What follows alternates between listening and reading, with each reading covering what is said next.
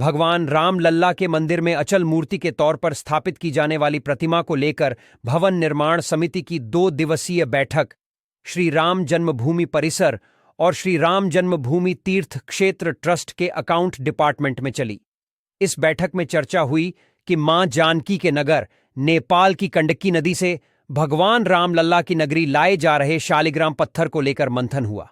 श्री राम जन्मभूमि तीर्थ क्षेत्र ट्रस्ट के महासचिव चंपत राय की माने तो भगवान राम लल्ला की अचल मूर्ति के तौर पर शालिग्राम पत्थर का उपयोग किया जा सकता है। हालांकि उन्होंने मूर्ति कला के विशेषज्ञ और मूर्ति निर्माण करने वालों के पाले में गेंद डाल दी। उन्होंने यह जरूर कहा कि नेपाल के लोगों की श्रद्धा सिर माथे पर, अगर भगवान राम लल्ला की आंचल मूर्ति के लिए सबसे उपयुक्त पत्थर शालिग्राम पत्थर हुआ तो फिर मां जानकी के नगर से भगवान राम के आकार के लिए लाए गए पाषाण का उपयोग निश्चित ही किया जाएगा। श्री राम जन्मभूमि मंदिर में स्थापित होने वाली रामलल्ला की मूर्ति के लिए नेपाल देश के काली गंडकी नदी के तट से शालिग्राम पत्थर आएंगे, जिसे नेपाल देश के संत अयोध्या को उपहार स्वरूप दे रहे हैं। इस आशय की जानकारी श्री राम मंदिर निर्माण समिति की 2 दिनी बैठक के बाद श्री राम जन्मभूमि तीर्थ क्षेत्र ट्रस्ट महासचिव चंपत राय ने दी। निर्माण समिति की बैठक इस बार रामलल्ला की मूर्ति के स्वरूप, कितनी दूरी से दर्शन करने पर भक्त भाव विभोर हो सकते हैं और मूर्ति की ऊंचाई कितनी होगी,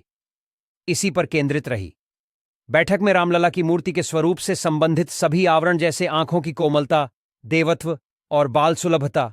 होठों की मुस्कान, गाल और मस्तक के साथ साथ नाभि से ऊपर और नाभि से नीचे की संपूर्ण रचना पर गंभीर चिंतन किया गया। इसी के साथ ही इस आशय पर भी विचार किया गया कि मूर्ति किसी भी दशा में पुत्र अर्थात बाल रूप में प्रतीत हो।